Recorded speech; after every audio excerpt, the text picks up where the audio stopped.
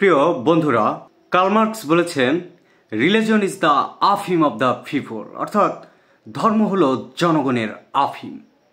তিনি ধর্মকে জনগণের আফিম বলে উদ্ধৃতি দিয়েছেন। অর্থাৎ এই উদ্ধৃতি নিয়ে অনেক আলোচনা সমালোচনা আছে। এর আগে পিছনে অনেক কথাই তিনি বলেছেন এবং সর্বশেষ আমরা যে কথা নিয়ে সর্বত্র আলোচনা সমালোচনা করে থাকি, যেটা নিয়ে চর্চা করে থাকি, সেটা হচ্ছে ধর্ম জনগণের আফিম। এটা কার্ল মার্কসের একটি বহুল আলোচিত সমালোচিত উদ্ধৃতি। এখানে আমাদের প্রথমে বুঝতে হবে যে তিনি ধর্মকে কি বলছেন? আফিম। আফিম বস্তুটা কি? একটা নেশাদ্রব্য, এবং এ কি করে? মানুষকে ভুলিয়ে রাখে এবং ব্যথানাশক একটা জিনিস। তো কার্ল মার্কস কি বোঝাতে যাচ্ছেন এই উদ্ধৃতির মাধ্যমে? যে এটা কি মানুষকে ভুলিয়ে রাখে নাকি ব্যথানাশক, ব্যথাকে উপশম করে, কোনটা?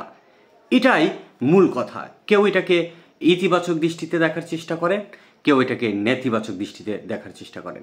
কেউ বলেন যে তিনি এটা ইতিবাচক দৃষ্টিতে বলেছেন, কেউ বলেন না, এটা তিনি নিতান্তই ধর্মকে কটাক্ষ করে তিনি বলেছেন।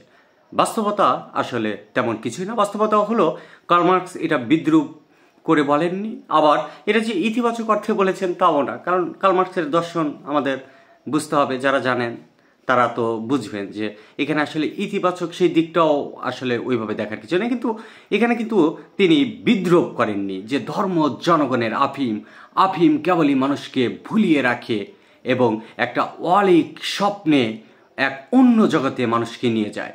ব্যাপারগুলো এরকম কিছুই না। তিনি এই কথার মাধ্যমে কেবলমাত্র ঐতিহাসিক বাস্তবতা তুলে ধরেছেন এবং আর্থ সামাজিকের সাথে এর একটা নিবিড় সম্পর্ক তুলে ধরার চেষ্টা করেছেন। আমরা এই কথাটা খুব সহজভাবে বুঝতে পারবো যদি আমরা লিও তলস্তয়ের একটা কথা বলি। লিও তলস্তয় কি বলছেন? যে ধর্ম গরিবদের প্রয়োজন। কেন প্রয়োজন? কারণ গরিবদের ওই এক ঈশ্বর ছাড়া কিছুই নেই। এটা কে বলছেন? লিও তলস্তয় বলছেন। লিও তলস্তয় বলছেন যে ধর্ম, বিশেষ করে ঈশ্বর, গরিবদের খুবই প্রয়োজন। কেন প্রয়োজন? কারণ গরিব মানুষদের এক ঈশ্বরই আছে, তাছাড়া আর কিছু নেই। তিনি কিন্তু এটা বলেও ক্ষান্ত হননি। তিনি আবার বলছেন যে না, ধর্ম আবার ঈশ্বর আবার ধনীদেরও প্রয়োজন। কেন প্রয়োজন? কারণ ধনীদের আবার সবই আছে, শুধু ঈশ্বর নেই। তো এটাই হচ্ছে মূল বাস্তবতা। অর্থাৎ গরিব মানুষদের, একজন দিনহীন মানুষদের সর্বশেষ আশ্রয়স্থল হচ্ছে ধর্ম, এবং এটা একটা ব্যথা নাশক উপশম হিসেবেই কাজ করে থাকে। এবং আমি নিজেও অনেক সময় এরকম অনেক দিনমজুর দেখেছি, যারা তাদের সারাদিনের ক্লান্ত শরীর নিয়ে যখন বাড়ি ফিরছেন, অর্থাৎ তার হয়তো 5-10 টাকা দিয়ে তার ওই কাজের স্থল থেকে কোনো যানবাহন ভাড়া করে সে বাড়িতে যাবে, সেটা না করে সে হয়তো দেখছে মসজিদ, মাদ্রাসা বা মন্দিরের জন্য টাকা তোলা হচ্ছে, সে ওই তার পকেটের 5-10 টাকা সেখানে দিয়ে তিনি হেঁটে চলে আসছেন। তো এটাই মানে এই ধর্মটা হচ্ছে মানুষের একটা ব্যথানাশক, একটা উপশম, এই হিসেবেই কাজ করে। এবং কার্ল মার্কস সেই ঐতিহাসিক বাস্তবতায় এখানে জোর দিয়ে বলার চেষ্টা করেছে। সুতরাং এখানে ইতিবাচক আর নেতিবাচক এই বিষয়গুলোকে আমরা জোর না দিয়ে, এতে আসলে এমন আলোচনা সমালোচনার কিছুই নেই। কারণ কার্ল মার্কস কি বলেছেন? কার্ল মার্কস বলেছেন যে ধর্ম নিয়ে সমালোচনার কাজ জার্মানিতে ইতিমধ্যেই হয়ে গেছে, তো ধর্ম নিয়ে সমালোচনার আর নতুন কিছুই নেই। তো সুতরাং এখানে ইতিবাচক বা নেতিবাচক এই দৃষ্টিভঙ্গি থেকে এই উদ্ধৃতি বিশ্লেষণ করার আদতে কিছুই নেই।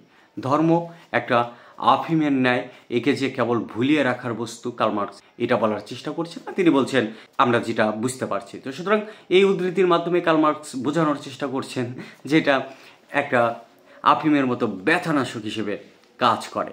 তো এটাই কার্ল মার্কস তার এই উদ্ধৃতির মাধ্যমে বোঝানোর চেষ্টা করেছেন। আমার একটা মজার কথা মনে পড়ছে, একটা কবিতা মনে পড়ছে। মার্কস যখন বলছেন ধর্ম জনগণের আফিম, আমাদের বাঙালি কবি রুদ্র মোহাম্মদ শহীদুল্লাহর একটা কবিতা আছে, সেটা দিয়ে এই ভিডিওটা শেষ করছি।